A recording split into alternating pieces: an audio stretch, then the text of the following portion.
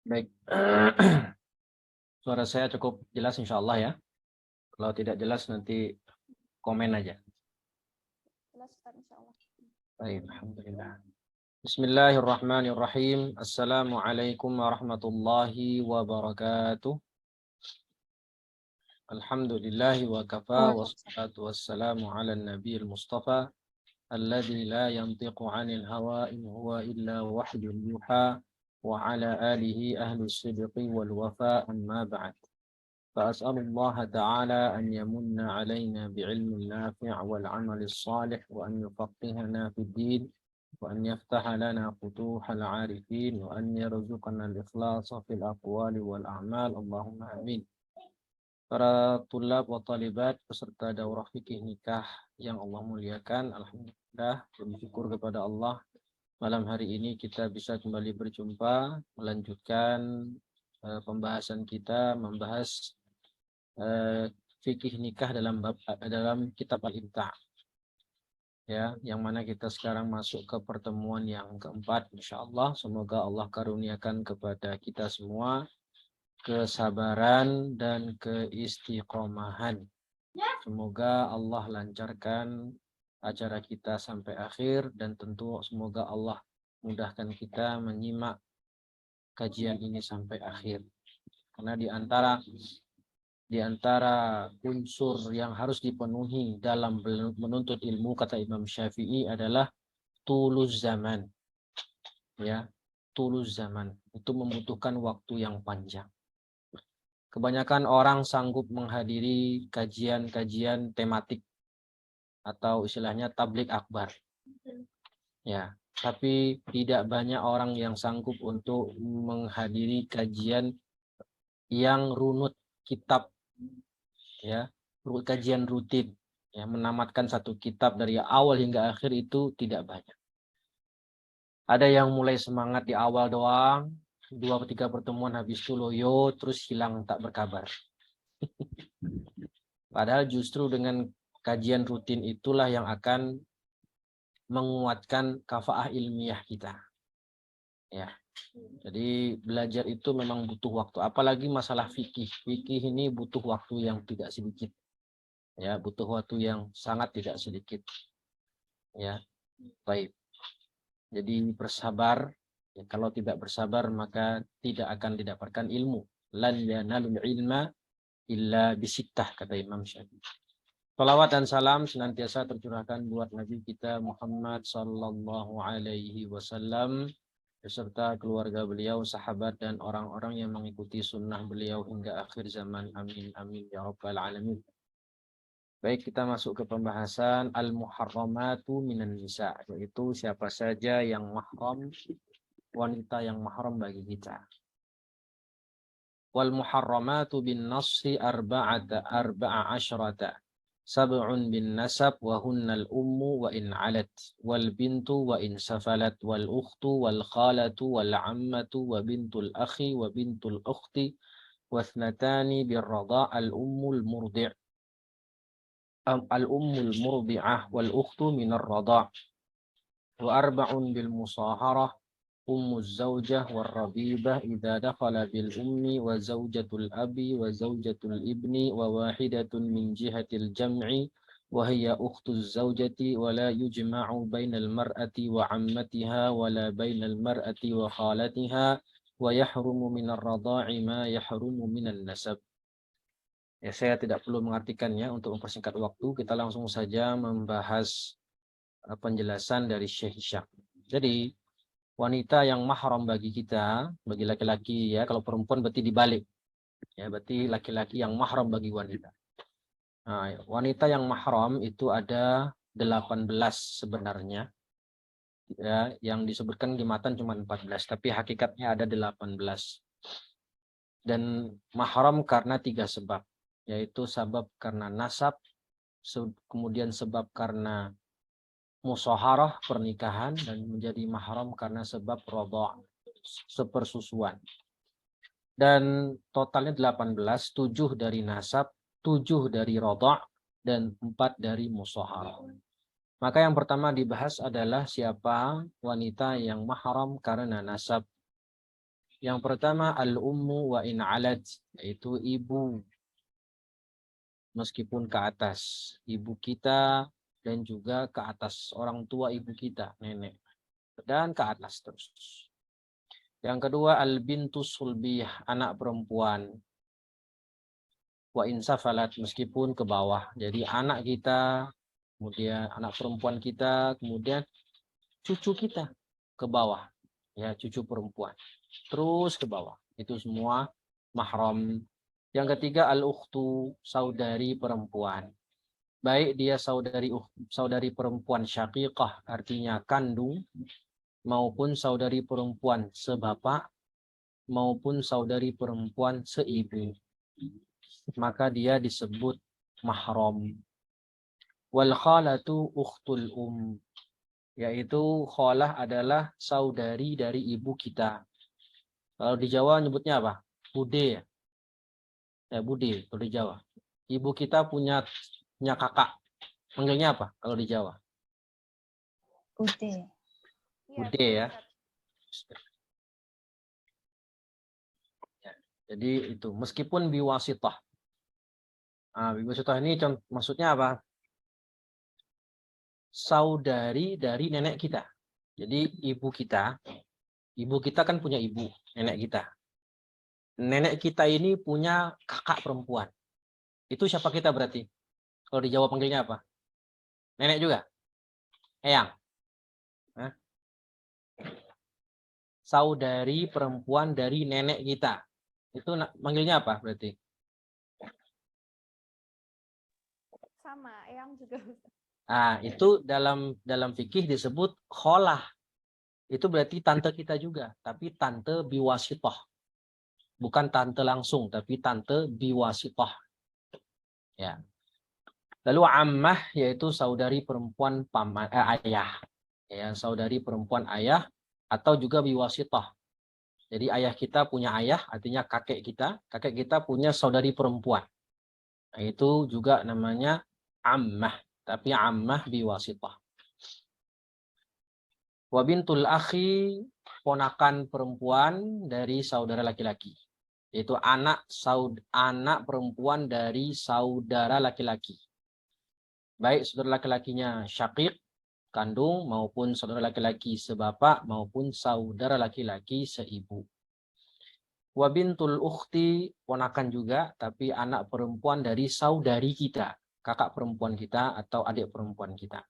Baik adik perempuan secara kandung maupun adik perempuan saudari perempuan secara kandung atau saudari perempuan secara sebapak atau seibu. Dalilnya qala ta'ala hurrimat 'alaikum ummahatukum wa banatukum wa akhawatukum wa ammatukum wa khalatukum wa banatul akhi wa banatul ukhti. An-Nisa ayat 23. Oke, jelas insyaallah. Kemudian mahram karena sebab sepersusuan. Disebutkan di matan cuma 2. Ya, aslinya 7. Sama sebagaimana mahram karena nasab. Cuman bedanya ini karena sepersusuan. Kalau di atas itu yang mahram al-um. Maka kalau sepersusuan al-ummu minar rodha'. Kemudian yang kedua al-bintu. Maka kalau di persusuan al-bintu minar rodha'. Begitu seterusnya sampai 7. Al-ummul murdi'ah, ibu susuan. Allati thabata bi ahkamir rodha'ah bi annaha ummuka. Annaha ummaka bi'adadir rodha'at wa tahaqqaqa syurutu fatanzilu manzilatal minan nasabi fit tahrim. Sebagaimana Rasulullah disusukan sama siapa? Siapa yang menyusui Nabi Muhammad siapa? Siapa yang menyusukan Nabi kita? Halimah Sa'diyah, Ustaz. Halimah. Halimah itu berarti statusnya ummul murti'ah. Ibu susunya Nabi. Dengan syarat tertentu, yaitu bi'adadi rodha'at. Berapa kali susuan? 5 kali susuan. Ya, minimal 5 kali susuan, 1 kali susuan sampai kenyang. Ya, dan disusukan di usia di bawah umur 2 tahun. Itu syaratnya dikatakan dia itu bisa mahram karena rodha'. Maka Halimatus Sa'diyah menjadi mahram bagi Nabi kita Shallallahu Alaihi Wasallam dan statusnya sama seperti mahram karena nasab. Paham insyaallah ya. Kemudian yang kedua, al-ukhtu minar radha'. Sawa'un lati tammatir radha'atu ma'aha awil mauludatu qablaha aw ba'daha wa tanzilul ukhtu minar radha' manzilatal ukhti minan nasab fil muharramat. Halimatus Sa'diyah punya anak perempuan. Misal nama anak perempuannya adalah Zainab. Maka Zainab ini adalah saudari sepersusuannya Nabi kita. Haram untuk dinikahi. Sama statusnya seperti saudari perempuan dalam nasab. Nggak masalah baik si saudari perempuan ini kakaknya atau lebih dulu lahir daripada Nabi Muhammad ya atau lahir setelah Nabi Muhammad. Ala kulli hal sama-sama menyusui dari satu ibu. Maka disebut al-ukhtu minar radha'. Dalilnya adalah qala ta'ala wa ummahatukum allati arda'nakum wa akhawatukum minar radha'ah. Oke. Naam. Waliqaulihi sallallahu alaihi wasallam yahrumu minar radha' ma yahrumu minan nasab. Ini dia kaedahnya. Apa yang mahram karena radha', ya, apa yang mahram karena nasab itu juga menjadi mahram karena sebab radha' atau susuan. Jadi mahram karena nasab 7, mahram karena radha' juga 7. Ada pengecualian di sini faedah yustatna arba'un yuharramna minan nasab la radha'an. Ya. Pengecualian beberapa contoh di sini. Pertama, murdi'atu akhika au ukhtika fala tahrum. Saya punya saudara laki-laki. Nah, saudara laki-laki saya ini disusukan sama perempuan. Misalnya sama Zainab. Apakah Zainab menjadi mahram saya? Ya enggak. Nggak ada urusannya sama saya. Ya, atau saya punya saudari perempuan. Nah, saudari perempuan saya disusui sama Zainab. Apakah Zainab menjadi mahram bagi saya? Ya tidak. Yang kedua, la tahrum murdi'ata waladi waladika. Nah, cucu saya nyusu ke Zainab. Cucu saya disusukan oleh Zainab. Apakah Zainab jadi mahram saya? Ya tidak. La tahrum ummu murdi'ah waladika wala bintaha. Ummu murdi'ah waladika. Saya punya anak. Ya, misalnya si Zaki. Si Zaki disusui sama Zainab. Oke. Apakah si Zainab menjadi mahram saya? Ya enggak. Enggak ada urusan. Karena yang nyusu kan anak saya, bukan saya. Ya. Jadi si Zaki nyusu ke Zainab. Apakah Zainab jadi mahram saya? Tidak. Begitu pula kalau Zainab punya anak perempuan, Aisyah. Aisyah mahram saya? Enggak juga. Artinya boleh saya menikahi Aisyah. Boleh. Karena saya dengan Zainab tidak ada mahram. Ya, jangankan ke Aisyah, saya menikahi Zainab aja boleh. Karena tidak mahram. Apalagi anaknya. Anaknya Zainab tentu juga tidak mahram. Yang keempat, la yahrum alaika ukhta akhika min nasab aw radha'. Ini yang saya tidak paham. Allahu alam ya, tidak paham saya. Tidak haram bagimu ukhtu akhika minan nasab. Ini saya kurang paham. Saya punya saudara laki-laki. Saudara laki saya punya kakak nasab. Atau saudara laki-laki saya punya kakak sepersusuan. Kalau sepersusuan oke lah, masih dapat dipahami ya. Saya punya saudara laki-laki. Saudara laki saya ini nyusu ke Zainab. Zainab punya anak perempuan. Namanya Aisyah. Apakah Aisyah mahram saya? Ya enggak. Ya kan, karena yang mahram antara Aisyah dengan saudara saya. Sedangkan saya tidak menyusu ke Zainab. Berarti kalau itu bisa dipahami. Tapi kalau ukhtu akhsa minan nasab saya kurang paham. Wallahu a'lam. Tsalitsan, kemudian sebab karena musaharah. Nah, ini dia. Sebab karena pernikahan ada 4. Pertama, ummuz zaujah, yaitu mertua. mertua, ummuz zaujah, ibu dari istri kita. Wa kadzalikal jaddah li abin aw li atau orang tua dari mertua kita. Nenek ya, orang tua ibu dari mertua kita. Sawa'un dukhila bizaujah am la. Madama uqida 'ala zaujah fal aqdu 'ala al-banat yahrum al-ummahat.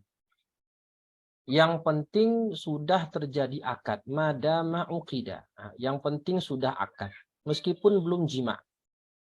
Sudah akad, maka otomatis ibu istri kita menjadi mahram. Mahramnya selamanya. Mahram selamanya. Meskipun nanti terjadi perceraian, sebelum terjadi jima dengan istri kita, maka tetap dia menjadi mahram terus selamanya. Tidak halal untuk kita. Hanya karena sebab akad. Yang kedua, ar-rabibah. Rabibah anak perempuan, anak tiri. Ya, jika seseorang menikahi seorang janda, dan janda itu punya anak perempuan, itu namanya rabibah. Wahia bintu zaujah wa banatiha. Anak perempuan dari istri kita dan juga anak ke bawahnya lagi. Ya, cucu dari istri kita. Istri kita sudah jadi nenek-nenek, ya. Terus seorang laki-laki menikahi seorang janda yang sudah nenek, yang sudah jadi nenek. Maka anak perempuannya maupun cucunya juga menjadi mahram. Wa bintu ibni zaujah atau menikahi seorang wanita yang punya anak laki-laki.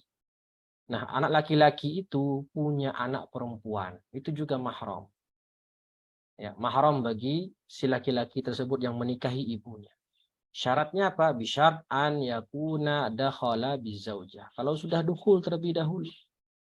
Kalau yang nomor satu tadi harus hanya cukup dengan akad. Tapi yang nomor dua menjadi mahram kalau ada dukhul. Mafhum mukhalafahnya, kalau belum terjadi dukhul antara si suami dengan ibunya, kemudian ibunya itu dicerai, maka boleh si suami tadi menikahi anak perempuan si mantan istri. Karena belum menjadi mahram. Menjadi mahram karena sebab dukhul. Fad-dukhulu bizaujah yuharrimul banat. Yang ketiga, zaujatul ab, yaitu istri bapak. Bukan ibu kita ya, tapi istri dari bapak kita, ibu tiri. Ya, misalnya ayah kita menikah lagi. Maka itu namanya ibu tiri kita. Baik, maka seperti itu menjadi mahram meskipun hanya sebab akad.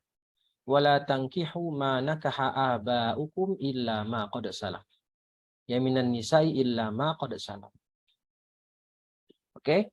Contoh kasus ya kayak misalnya seperti di Indonesia siapa nggak usah sebut nama lah ya. Ya nanti viral pula. Ya pokoknya gitulah ya. Menikahi ayah kita menikah lagi dengan perempuan lain. Nah, perempuan ini nanti kalau cerai sama ayah kita, maka perempuan ini menjadi mahram bagi kita sejak akad dan tidak boleh kita menikahinya selamanya meskipun usianya sama si anak berbeda tipis. Ya, berbeda tipis. Mungkin seusia, seumuran, tetap sudah menjadi mahram. Zaujatul ibni wa illam yadkhul biha waladuhu li itlaqi qawlihi ta'ala wa halailu abnaikumul ladzi min aslabikum. Zaujatul ibn, yaitu menantu. Ya, istri dari anak kita. Meskipun belum terjadi dukhul. Hanya dengan akad maka sudah menjadi mahram. Jadi 4 tadi, 4 mahram karena musaharah, hanya 1 yang mahram karena sebab dukhul. 3-3-nya yang lain itu mahram karena sebab akad. Bi mujarrad al-aqdu yuharrim. Ya, menjadi yahrumu alaika. Faedah kullu man wati'a. Nah, sekarang ini pembahasan yang lain.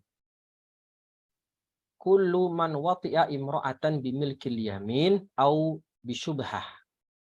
Kalau ada seorang wanita digauli dengan karena sebab milkul yamin. Misal ada seseorang bernama Ziden. Ziden punya budak namanya Susi misalnya. Zidane punya budak namanya Susi. Si Susi ini boleh digauli sama Zidane dengan akad milkul yamin. Maka kalau sudah digauli si Susi oleh Zidane dengan akad milkul yamin, maka ibunya haruma alaihi nikahu ummahatiha wa banatiha wa hurrimat hiya ala abaihi wa abnaihi. Maka si Susi tadi, orang tuanya si Susi, ibunya si Susi menjadi mahram bagi si Zidane. Karena Zidane sudah menggauli anaknya. Karena sebab milkul yamin. Atau karena syubhat. Wata'u syubhah. Apa itu contoh wata'u syubhah? Contohnya ada orang menikah tanpa wali. Maka itu menurut ulama, jumhur ulama mengatakan itu tidak disebut pernikahan. Nikahnya nikah fasid, nikah tanpa wali. Meskipun ada ulama yang membolehkan. Ya, yaitu Hanafiyah. Jadi jumhur mengatakan kalau ada seseorang menikah tanpa wali, kemudian terjadi jima karena sebab pernikahan tadi, maka ini pernikahannya disebut fasid dan jima yang terjadi disebut wata'u syubhah, bukan zina. Bukan. Wata'u syubhah. Ya, meskipun terjadi jima, ya, meskipun karena akadnya akad fasid, tapi terjadi jima, maka haram bagi si laki-laki orang tua si perempuan itu, termasuk anak-anaknya nanti, ya, mahram. Wa hurrimat hiya ala abaihi. Ya, dan si perempuan tadi ya juga menjadi mahram atas orang tua, bapak, ya, orang tua dari si laki-laki dan anak dari si laki-laki. Far'un.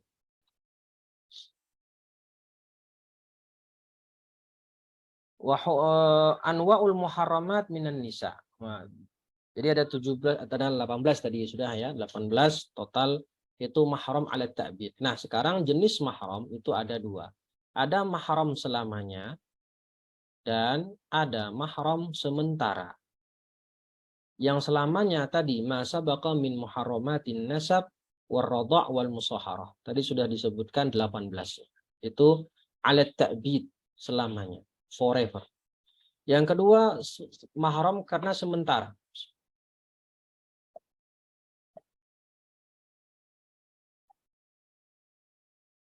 Wahiyal muharramat liwujudi sababin yamna'u min nikahiha fa idza zala jaza nikahuha.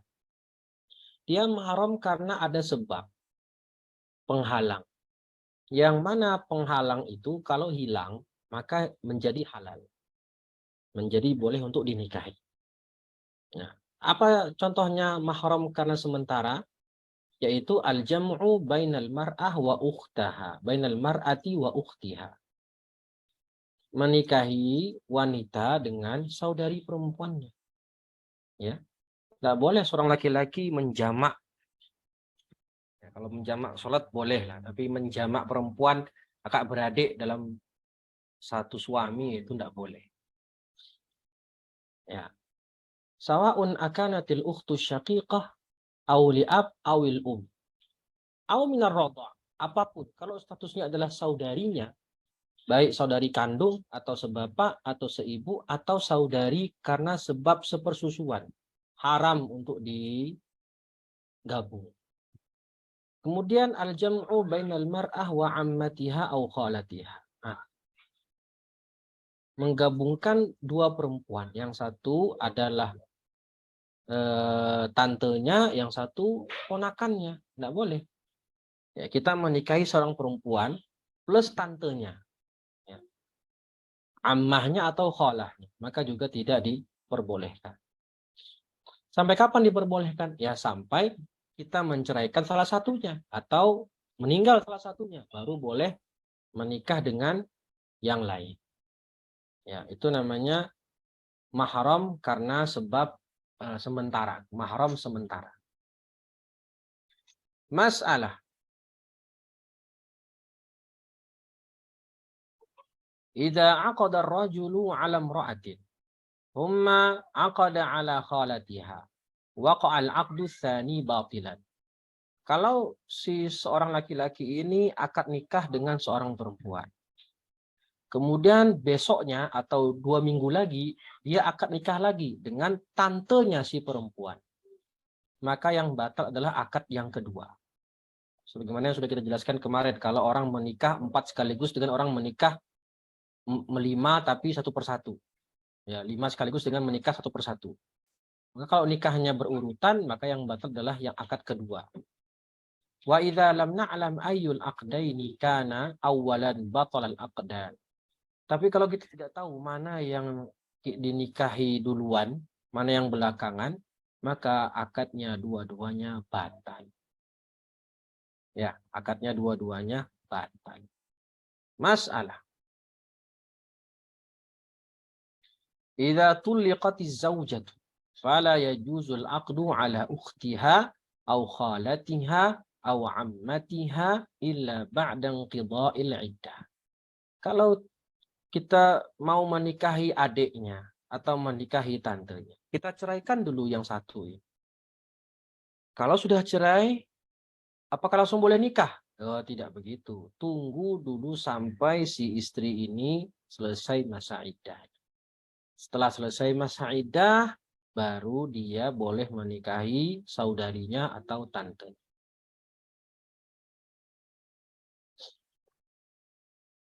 Oke. Mafhum insyaallah ya, gampang insyaallah. Jadi dari sini kita tahu, dari pembahasan mahram ini kita tahu yang namanya istri itu bukan mahram. Sehingga dalam pembahasan toharah dalam mazhab Syafi'i, kalau suami habis berwudu kemudian mencium istrinya atau menyentuh istrinya, dalam mazhab Syafi'i batal wudunya. Kenapa? Karena istri bukan mahram. Ya, karena istri bukan mahram tapi disebut sebagai halilah, wanita yang halal untuk digauli.